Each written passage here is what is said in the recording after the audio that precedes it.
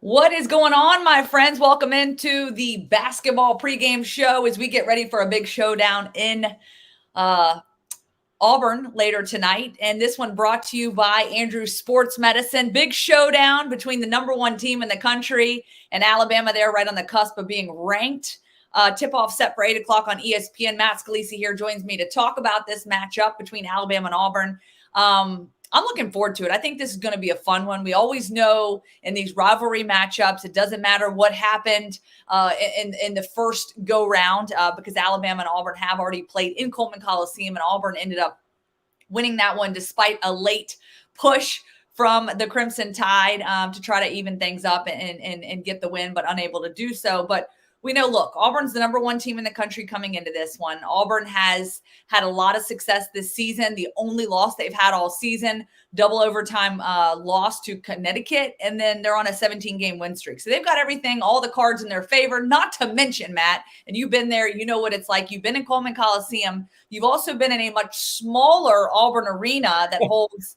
As Nate Oates pointed out yesterday, yes, it is smaller. Yes, smaller, which I didn't realize the difference. So the number there, 15,383 fans at Coleman, Auburn Arena, 9,121. But we know it is going to be a vivacious crowd, a highly energetic crowd, and it's going to be fun. I'm excited about it. Again, 8 o'clock tip-off. So kind of out of the gate, sort of what are your first impressions of this matchup? And we'll bat things back and forth. We want to obviously, talk about both teams, their strengths and weaknesses. Let's start with the Crimson Tide, 14-7 on the season, 4-4 in the SEC. When you look at them as a team, as a whole, what is it you feel they need to do really well to contend with the number one team in the country?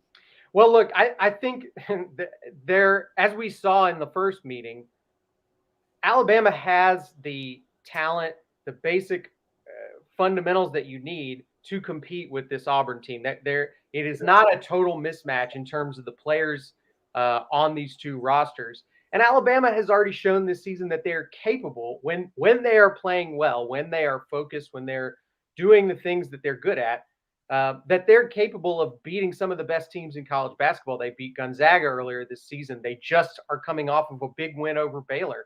So in terms of can they do it, it's weird because I don't think this Alabama team has a low ceiling or anything. In fact, if anything, it seems that they're capable of accomplishing pretty impressive things. The issue is they don't seem to be very good at doing anything consistently. Mm-hmm. And that's been a big problem for them. We've seen in a very strange phenomenon this year, Alabama has beaten the best teams, some of the best teams on their schedule, and lost to some of the worst teams on their schedule. And I think that's the perfect summation of this season so far, is a lack of consistency, the sort of, the ability to go cold for long stretches of time. So those are things to watch out for in this game. And I think Alabama, probably overall, what they want to do is avoid either of those things. I think you don't want this game to get too hot in either direction. I think they'd like to keep it close the whole game. They'd like to have everybody sort of playing consistent basketball for the entirety of the game, and then just see if you can put yourself in a position at the end of the game to make a play. But I think what we saw last time, Alabama would get hot in streaks. They did that to come back late against Auburn. Mm-hmm. They also would go long stretches without being able to score. This team has kind of a penchant for starting really badly from beyond the arc. They can occasionally be a very bad three-point shooting team.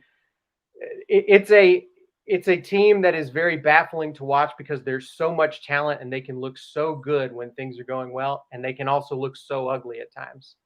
Yeah, and I agree with you, and I think inconsistency a big one. So you look at they beat Baylor, right? The number 8 team in the country, and prior to that they lose to Georgia, which is perhaps the worst team in the SEC, right? And so that just gives you sort of a scope of like the feeling that you get when you watch this basketball team. Of course, being very unpredictable in many ways. They've had significant wins and then those head scratchers, right? I think you mentioned 3-point range, and that's kind of something that's interesting to me because statistically speaking, I was kind of diving into some of the statistics coming into this one. And while a lot of people want to point at their 3-point shooting, what's kind of interesting is that from a percentage standpoint of efficiency from the perimeter, they've actually shot better in the games they've lost from the perimeter than in the games they've won. So to me, that there is another head scratcher, and you're just like, okay, how does this happen? But I think for Alabama, one thing I'm looking at where they can take advantage of Auburn is from the free throw line, because we know Auburn likes to foul a lot. They get into some foul trouble, and so if Alabama can capitalize on that and increase their chances there from the foul line, I certainly think that's a big one. We also know Alabama plays with a lot of tempo, Matt, so they like to score, and they're really good off the boards. And that's something Bruce Pearl talked about this week being one of his bigger concerns is the offensive rebounds. Alabama is so good at it, and while their size might not necessarily match up, and sometimes their size is questionable, you look at their ability to get off the glass.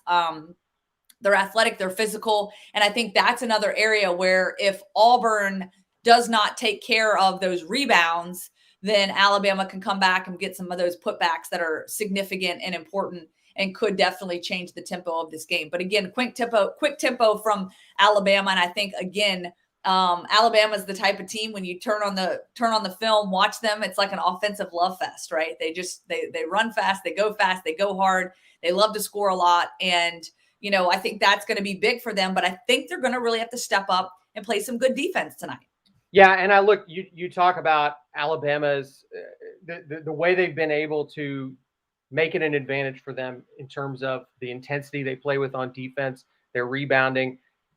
One of the reasons they were able to keep it close with Auburn in that first meeting was that Alabama was able to kind of get Walker Kessler, one of the key cogs of this Auburn team, into foul trouble early, and they really kept him off the court for most of the night. Took out one of their main weapons that they could use against a team that didn't have the same kind of size as Alabama. We'll see if that's a strategy that's going to work the same tonight. Obviously, traditionally in college basketball, it's a little bit easier to get those foul calls to go your way when you're the home team. So we'll see if that stands true for Auburn tonight. But, I think that's, if you want to flip it around the other way, for Auburn, keeping Walker Kessler out of to keep this Alabama team's advantages kind of under wraps and keep them suppressed for a lot of the game. So have to be careful, have to play clean basketball. Don't pick up any cheap fouls, certainly early in this game, that would allow Alabama to keep this thing close for as long as possible. And that's, obviously Walker Kessler, if you can keep him in the game, a huge advantage when it comes to rebounds and block shots, a great defender. So I think that's going to be a key for Auburn. I think they have to hope that they get a little bit more favorable foul calls tonight. And, obviously they have some control over that, but you never know. It's basketball. So you need some calls to go your way sometimes. Yeah, no doubt. And, you talk about Kessler. He's an absolute blocking machine. The dude averages 4 blocks, 7.7 rebounds per game. So definitely taking him out of the game will be key for Alabama. Now, what I love about this Auburn team is they are a very balanced team. They rank in the top 15 in offense and on defense. So a balanced team, obviously showing significant stride there. And again, they're able to dominate with the block shots. They rank number 1 in the country with an average of 8 block shots per game. So to me, that is a key factor for them. Balanced team. The other word that comes to mind for Auburn, very versatile and able to kind of take what other teams are giving them.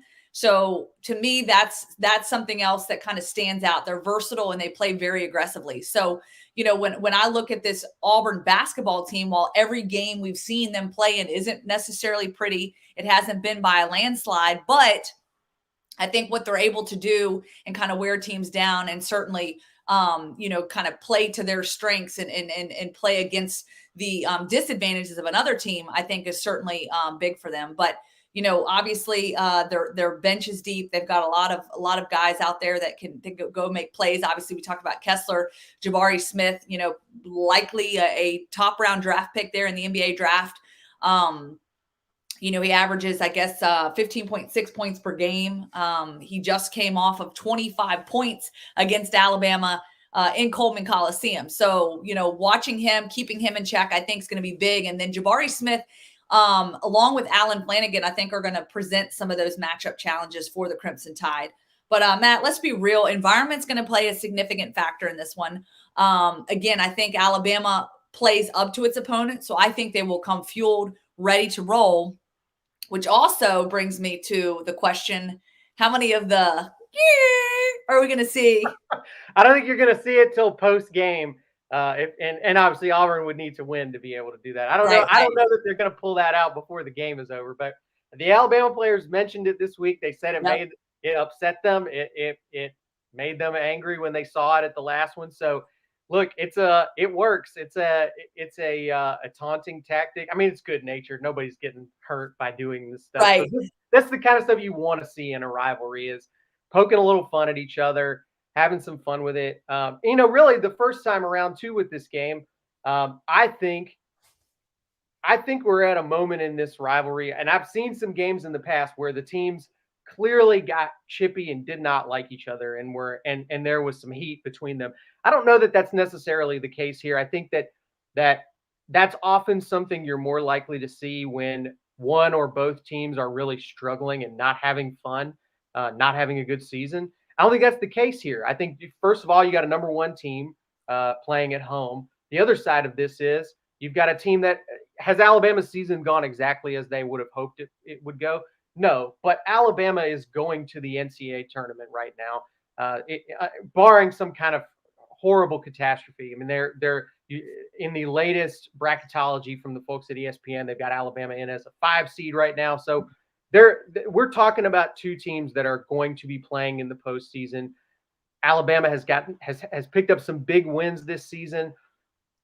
Again, I don't think you're looking at two teams where either of them are going to be particularly frustrated or having a bad enough time that this will be chippy. I think this is two basketball teams that have a lot of respect for each other. They know they're playing in a high stakes game that'll have a lot of eyeballs watching. This is a big opportunity for both of these teams, probably a bigger opportunity for Alabama, but for both teams to show on a national stage how good they are and what to expect from them when it comes time to the NCAA tournament time.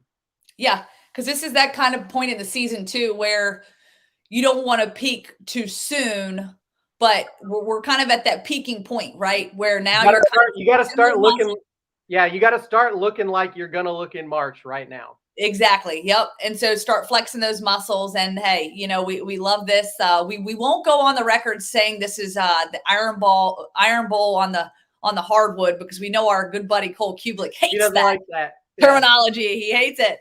But certainly going to be a good matchup. Again, you mentioned national stage, ESPN, 8:00 tip off. So it'll be fun to watch that one. And I'm excited about it. And I think, again, this kind of gives you guys a good perspective. I think this game will give us a good kind of glimpse into what both of these teams might perhaps look like in the SEC basketball tournament and onwards into the NCAA tournament. So good stuff, Matt. Thank you so much. And again, thank you all for watching. Thank you all for listening. And we want to thank our sponsors once again, Andrew Sports Medicine, always hanging out with us, always making sure, we're all taken care of. So if you have any injuries, any things you got to handle, take care of, Andrew Sports Medicine, they are your people. They will take good care of you. And of course, they have gotten a lot of our athletes here back up and back out on the court to live out their dreams. And they can do the same for you. I just made all that up, but hopefully you did a great job. I think they'll be happy with that. Hopefully they will appreciate that. As the former athlete myself, that's right, understands how important those ortho doctors are.